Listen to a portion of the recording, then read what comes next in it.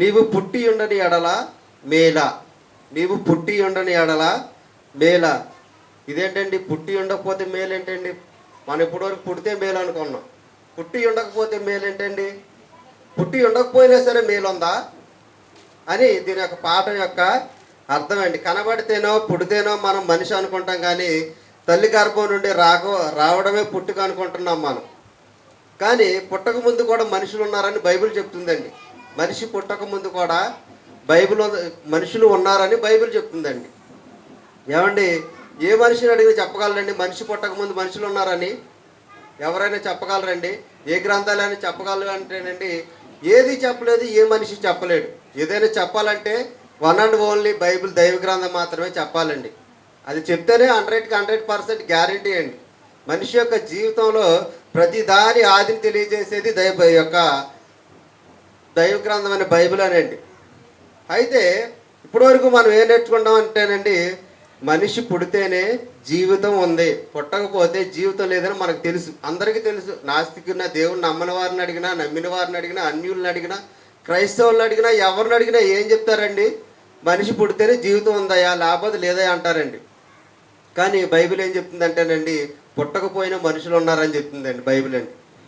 ఏమండి, ఏబు గ్రంథం అండి ఒకసారి చూసుకుందామండి. ఏబు గ్రంథం 38వ అధ్యాయంలో 1 నుంచి 20 వచనాల్లో దేవుడు ఏబు గారితో మాట్లాడుతున్న సందర్భం ఏంటి అదండి. ఏమండి, దేవుడు ఏబు గారితో మాట్లాడిన సందర్భం అండి. 4వ వచనంలో ఉంటుందండి. అప్పుడు యెహోవా సుడిగాలి నుండి ఇలాగూ ప్రత్యుత్తరం ఇచ్చాను. 38వ అధ్యాయం అండి. 38 1 నుంచి 20 వచనాలు కూడా మాట్లాడతారండి దేవుడు ఏబు గారితో. అంటే ఇక్కడ దేవుని యొక్క గొప్పతనం ఉంటుందండి. అప్పుడు యెహోవా 4వ వచనం అండి, నేను భూమికి పునాదులు వేసినప్పుడు నువ్వు ఎక్కడ ఉన్నావని అడుగుతారండి దేవుడు. అలా ప్రశ్నలు అడుగుతూ దేవుడు చివరికి 21వ వచనానికి వచ్చేసరికి ఏమంటారంటేనండి, ఇదంతా ఈ యొక్క చేయబడిన ఈ సృష్టి ఏదైతే ఉందో, 1 నుంచి 20 వచనాల్లో ఏ సృష్టి అయితే ఉందో అదంతా చేసినప్పుడు ఇదంతా నీకు తెలుసు, కానీ నువ్వు అప్పుడు ఉన్నావని చెప్తారు. చూడండి 21వ వచనం ఒకసారి చూద్దామండి. ఇదంతయు నీకు తెలిసి ఉన్నది కదా, నీవు వృద్ధుడవు, నీవు అప్పటికి పుట్టి. అప్పుడు ఏమండి, సృష్టి చేసినప్పటికీ భూమి పుట్టినప్పటికి కూడా ఈ యొక్క ఏబు గారు ఉన్నారంటండి. ఏమండి, భూమి పుట్టినప్పటికీ, భూమి పుట్టక మునిపి ఏబు గారు ఉన్నారంటే ఉన్నారని ఎలా చెప్పగలమండి మనం? ఏబు గారు భూమి పుట్టినప్పటికీ పుట్టక ముందు వరకు ఉన్నారని ఎలా చెప్పగలమండి? అంటే కింద వచనాలకు మనం చూసుకుంటేనండి, ఈ యొక్క కొన్ని వచనాలు చూద్దామండి. లేవి ఒకసారి హెబ్రీ పత్రిక 7వ అధ్యాయం 4వ వచనం 10వ వచనంలో అండి, లేవి తన పితరుల గర్భంలో ఉండినని ఉంటుందండి. ఏమండి, మత్తయి సువార్తలో ఏం జరుగుతుందండి? మత్తయి సువార్త 1 నుండి క్రీస్తు వంశావళి మనం నేర్చుకున్నామండి. అక్కడ ఎవరికి అన్నారండి? తండ్రులకు అన్నారు. లోకా సువార్త 3:38లో అబ్రహాము, ఆదాము దేవుని కుమారు అంటే తండ్రులకు అంటూ వచ్చారండి. ఇలా ప్రభువా తరతరములకు ఎవరండి మనకి?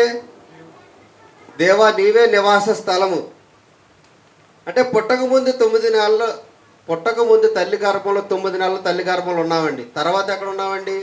తండ్రుల్లో ఉన్నాం. తండ్రుల నుండి ఎవరిలో ఉన్నామండి? తాతలో ఉన్నాం. తాతలో నుండి ముత్తాతలో ఉన్నాం. అంటే అలా అలా అలా వెనక్కి వెళ్ళిపోతే ఎవరిలోకి వెళ్ళిపోతామండి? ఆదాంలోకి వెళ్ళిపోతాం. ఆదాం గారి నుండి అంటే ఆదాం గారి ద్వారా ఎవరిలోకి వెళ్ళిపోతామండి? దేవునిలోకి వెళ్ళిపోతాం. అంటే ఏబు గారు ఎక్కడ ఉన్నారండి? భూమి పుట్టక ముందు దేవునిలో ఉన్నారు. అంటే ఈ భూమి ఆ యొక్క ఏబు గారు ఒక్కరే కాదండి దేవునిలో ఉన్నది.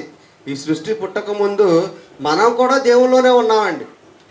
అందరం కూడా దేవుని నుంచి వచ్చిన వారమేనండి. ఈ యొక్క తరతరాలు సాగేపటికి ఏమైందండి? నేను పలానా వాళ్ళ కుమారుడు, నేను పలానా కుమారులు అని పేర్లు వచ్చినాయండి. కానీ వాస్తవానికి మన అందరం ఎక్కడి నుండి వచ్చిన వారమండి? దేవునిలో నుండి వచ్చామండి. అంటే ఈ సృష్టి చెయ్యకబడక ముందు మన అందరం దేవుల్లో ఉన్నామంటే దేవుల్లో ఉన్నామండి. ఇప్పుడు ఏబు గారిని బట్టి మనం చెప్పొచ్చండి, ఏబు గారు భూమి పుట్టక ముందు ఉన్నారు. వాస్తవానికి మనకు తెలిసిన జ్ఞానంతో చూసుకుంటేనండి భూమి పుట్టక ముందు ఏబు గారు ఉన్నారండి. మనకు మామూలుగా నార్మల్ జ్ఞానంతో చూసుకుంటే బైబిల్ ప్రకారం పక్కన పెడితే లేరు, వాస్తవానికి లేరు. కానీ బైబిల్ ఏం చెప్తుందండి? ఉన్నామంటున్నారండి. అంటే అవి ఎక్కడ ఉన్నారండి అప్పటికి? దేవుల్లో ఉన్నారు.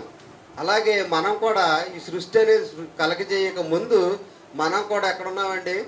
దేవుల్లోనే ఉండడం అనేది జరిగిందండి. అందుకే దేవుడు అంటున్నాడు కదండి, నేను పునాదులు వేసినప్పుడు నువ్వు కూడా ఉన్నావని దేవుడు చెప్పడం అనేది జరిగి ఉందండి. మరి మన యొక్క ఆత్మకు అనేది చావు లేదండి. దేవుడు ఎందుకు చావు లేదండి? దేవునికి చావు లేదు కాబట్టి ఆత్మకి మన ఆత్మ కూడా చావు లేదు. ఎందుకు లేదండి చావు? మనం దేవుళ్ళ నుండి వచ్చాం, దేవుడు మనకి ఇచ్చాడు కాబట్టి మనకేం లేదండి, చావు లేదు. మరి చనిపోతున్నారు కదండి, మరి అలా ఆత్మ ఎక్కడికి వెళ్తుందంటే అండి, అగ్ని ఆరదు పురుగు చావదు. ఏమండి, అగ్ని ఆరదు పురుగు చావదు అంటే వీళ్ళు ఎక్కడికి వెళ్తారండి? దేవుని కోసం బ్రతికితే ఈ యొక్క నెమ్మది పొందే స్థలానికి వెళ్తారు. దేవుని కోసం బ్రతకకపోతే వేదనకరమైన స్థలానికి వెళ్తారండి.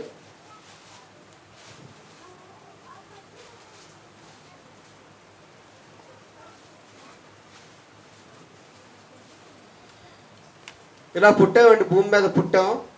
పుట్టిన మనం దేవుని కోసం బ్రతకకపోతే ఏమవుతుందండి? నరకానికి వెళ్ళిపోతాం. దేవుని కోసం బ్రతకకపోతే నరకానికి వెళ్ళిపోతాం. ఇలా పుట్టి దేవుని కోసం నరకానికి వెళ్ళిపోవటం కంటే పుట్టకుండా ఉండడం మేలు అని చెప్తున్నాడండి దేవుడు. పుట్టకుండా ఉండడం అంటే ఏంటండి? మనకి పుట్టి చనిపోయిన పిల్లలు తెలుసండి. కొంతమంది పిల్లలు పుడతారు వెంటనే చనిపోతారు, ఇది తెలుసు. మరి పుట్టకుండా ఉండడం అంటే ఏంటండి? అంటే పిండం కూడా కాదండి, శుక్ర కణాల దగ్గరే. ఏమండి, స్త్రీలోనికి స్త్రీ అండంలోనికి కొన్ని శుక్ర కణాలని ప్రవేశపెట్టినప్పుడు ఏమవుతాయి అంటేనండి, ఒకటి మాత్రమే కనెక్ట్ అవుతాయి, మిగిలిన వేల కొలది శుక్ర కణాలు ఏమైపోతాయండి? నేల రాలిపోతాయి. అంటే నువ్వు దేవుని కోసం భూమి మీద బతకకుండా నరకానికి పోవడం కంటే యొక్క అండంగా యొక్క శుక్రకణంగా రాలిపోవడం మంచిది అంటున్నాడండి దేవుడు. ఏమండి, పుట్టి ఉండకపోవడం మేలంటే ఏంటండి?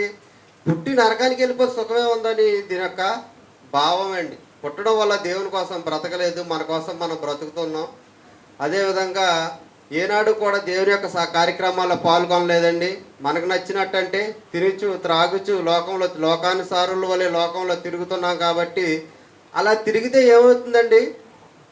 నరకానికి అనేది మనం వెళ్ళిపోతాం. కాబట్టి ఈ యొక్క దేవుని కార్యక్రమాల్లో దేవుని పని చేయకుండా చనిపోవడం కంటే నువ్వు శుక్రకణంగా రాలిపోవడం బెస్ట్ అని ఇక్కడ దీని యొక్క భావం అండి. యేసు ప్రభువులు ఒక సందర్భంలో ఈ యొక్క యోధాకు చెప్తారు కదండి, యోధాని అంటారు కదండి. ఒకసారి చూసుకుందామండి ఆ సందర్భం. మత్తయి సువార్త 26వ అధ్యాయం 24వ వచనం. 26, 24 వచనం. మనుష్య కుమారుని గూర్చి వ్రాయబడిన ప్రకారము ఆయన పోవచ్చున్నాడు గాని ఎవని చేత మనుష్య కుమారుడు అప్పగించబడుచున్నాడు ఆ మనుషునికి శ్రమ. ఆ మనుష్యుడు పుట్టి ఉండని ఎడల వానికి మేలు అంటండి. ఏమండి, ఇక్కడ పుట్టి ఉండకపోతే మేలేంటండి? ఈ యోధా ఏం చేశాడండి? యేసు ప్రభుల వారిని 30 వెండి నాణేలకు అమ్మేశాడండి. ఏమండి, యేసు ప్రభుల వారితో శిష్యుడిగా ఉన్నాడండి. యేసు ప్రభుల వారు ఏ వాక్యం చెప్తే వాక్యం విన్నాడు. యేసు ప్రభుల వారితో ఏ ఆహారం పెడితే ఆహారం తిన్నాడు, జీవించాడు. యేసు ప్రభుల వారితో 33.5 సంవత్సరాలు కూడా జీవించి ఉన్న వ్యక్తి అండి. ఏమండి, ఇతని దగ్గర డబ్బు సంచి ఉండటం వల్ల ఏం చేశాడండి మనోడండి? ధనాపేక్ష పెట్టుకున్నాడండి. ధనాన్ని అక్రమంగా సంపాదించడం, ఏదో రకంగా ధనం అనేది నా దగ్గర ఉండాలి, ధనాన్ని అపేక్షించాడండి. ఇక్కడ దేవుని అంటే యేసు ప్రభుల వారిని కోరుకోలేదండి, ధనాన్ని కోరుకున్నాడు. కాబట్టి మనోడు ఏం చేశాడండి?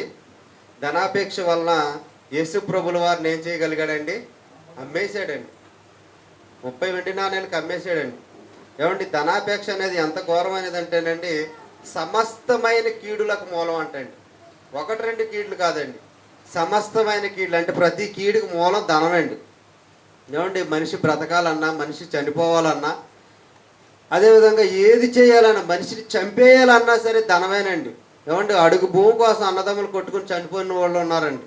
అడుగు భూమి అండి, అడుగు భూమి కోసం చనిపోయిన అన్నదమ్ములు కూడా ఉన్నారండి. అంత ఘోరమైన ప్రమాదం అండి. ధనం అనేది చాలా ప్రమాదం అండి. ఈ ధనం ఈ యోధా దగ్గర ఉండేసరికి ధనాపేక్ష వచ్చిందండి. ధనాపేక్ష రావడం వల్ల యేసు ప్రభుల వారిని 30 వెండి నాణేలకి అమ్మేశాడండి. అమ్మేసిన తర్వాత ఏం చేశాడండి? సరే అమ్మేసాడండి. అమ్మేసిన తర్వాత ఏం చేయాలండి? ప్రభు నేను చేసింది తప్పే ప్రభు, నన్ను క్షమించండి ప్రభు అని యేసు ప్రభు వారి దగ్గరికి వచ్చి పాప క్షమాపణ అనేది కోరుకోవాలండి. వాస్తవానికి యోధా ఏం చేయలేదండి, పాప క్షమాపణ అనేది కోరుకోకుండా వెళ్ళి ఏం చేశాడండి? ఉరి పెట్టుకున్నాడు. ఉరి పెట్టుకోవడం వల్ల ఏమైపోయిందండి? చనిపోయాడు. ఇప్పుడు ఇతడు చనిపోయి నరకానికి వెళ్ళిపోవడం కంటే పుట్టకుండా ఉండడం మేలు అని చెప్తుందండి బైబిల్ అండి. ఏమంటే దాని అర్థం అదే కదండి.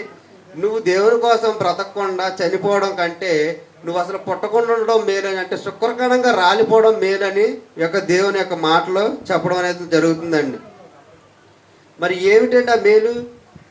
నరకం నుండి తప్పించుకోవడం మేలు. పుట్టకుండా ఉండటం వల్ల ఏంటి మేలు అంటేనండి, ఇప్పుడు దేవుని కోసం భూమి మీద పుట్టామండి. పుట్టిన తర్వాత దేవుడి పనులు ఏమీ చేయలేము. మనకు నచ్చిన పనులు మనం చేసాం. మనం చేసినప్పుడు దానివల్ల ఏంటి నష్టం అండి? మనం నరకానికి వెళ్ళిపోతాం. ఇప్పుడు పుట్టి మన దేవుని పని చేయకుండా చనిపోవడం, నరకానికి వెళ్ళిపోవడం కంటే పుట్టకుండా ఉండి శుక్రకాండంగా రాలిపోతే ఏమవుతుందండి? పరలోక రాజ్యానికి వెళ్ళే అవకాశం ఉంటుందండి. ఇప్పుడు చనిపోయిన చిన్న చిన్న పిల్లలు కూడా పరలోక రాజ్యానికి వెళ్ళిపోతారు. ఎందుకు ఎలా అంత కాన్ఫిడెంట్గా ఎలా చెప్పగలమండి మనం? అంటే వాళ్ళకి పాపం అంటే ఏంటో తెలియదండి. చిన్నప్పుడే పుట్టిన పిల్లలకి పాపం అంటే ఏంటో తెలియదు కాబట్టి డైరెక్ట్ ఎక్కడికి వెళ్ళిపోతారండి? పరలోక రాజ్యానికి వెళ్ళిపోతారు. పుట్టి దేవుని పని చేయకుండా పాపంలో పడి మనకు నచ్చినట్టు మనం చేసి నరకంలో పడిపోవడం కంటే పుట్టకుండా ఉండటమే మేలు. అంటే దీని యొక్క పాఠం యొక్క సారాంశం ఏంటండి? పుట్టి యొక్క నరకానికి వెళ్ళిపోవడం, దేవుని కోసం బతకకుండా నరకానికి వెళ్ళిపోవడం కంటే పుట్టకుండా శుక్రకారణంగా ఉన్నప్పుడు రాలిపోవడం బెస్ట్ అని దీని యొక్క అర్థమండి. ఈ యొక్క పాఠం యొక్క సారాంశం అండి. ఒక్క వచనం చూసుకుందామండి. ప్రసంగి గ్రంథం అండి, 6వ అధ్యాయము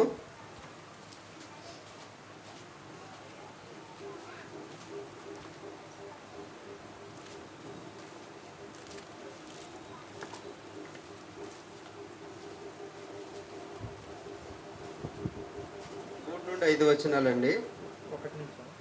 నేను చదువుతానండి.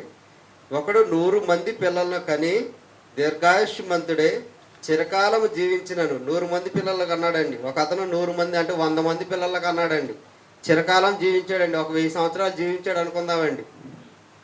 ఏమంటే దీర్ఘాయుష్మంతుడే చిరకాలం జీవించినను అతడు సుఖానుభావం నెరుగకయు తగిన రీతి సమాధి చేయబడక ఉండిన ఎడల వాని గతి కంటే పడిపోయిన పిండం యొక్క గతి మేలని నేను అనుకుంటున్నాను. సుఖం లేదు జీవితానికి. 100 మంది పిల్లలకు అన్నాడండి. ఎక్కువ సంవత్సరాలు బ్రతికాడు, జీవితానికి సుఖం లేదండి. కాబట్టి ఇప్పుడు ఏమనుకుంటున్నాడండి? వాడికన్నా రాలిపోయిన పిండమే బెస్ట్ అంటున్నారండి. సుఖమే ఉందండి. సుఖం లేక సమాధికి వెళ్ళిపోయిన వాడి బ్రతుకు కంటే రాలిపోయిన పిండమే మెరుగని ఇక్కడ చెప్తున్నారండి.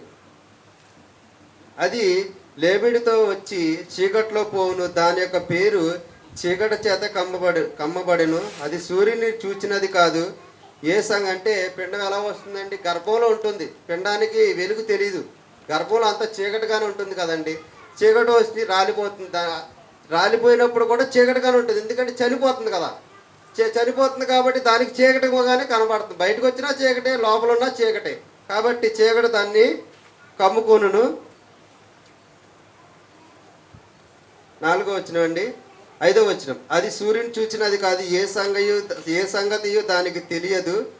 అతని గతి కంటే దాని గతి నెమ్మది గలదు. అట్టివాడు 2000 సంవత్సరాలు బ్రతికియు మేలు కానక ఉన్న ఎడల వాని గతి అంతే. ఏమండి, ఎన్ని సంవత్సరాలు బ్రతికినా సుఖం అనేది లేకపోతే పిండంగా రాలిపోవడం బెస్ట్ అంటున్నారండి. ఇప్పుడు ఈ పాఠం నుంచి మనం నేర్చుకోవాల్సిన నీతి ఏంటంటేనండి, దేవుని యొక్క సంఘానికి వచ్చాం. యేసుప్రభుల వారి యొక్క రక్తం చేత కడగబడి పరిశుద్ధులుగా మారాం.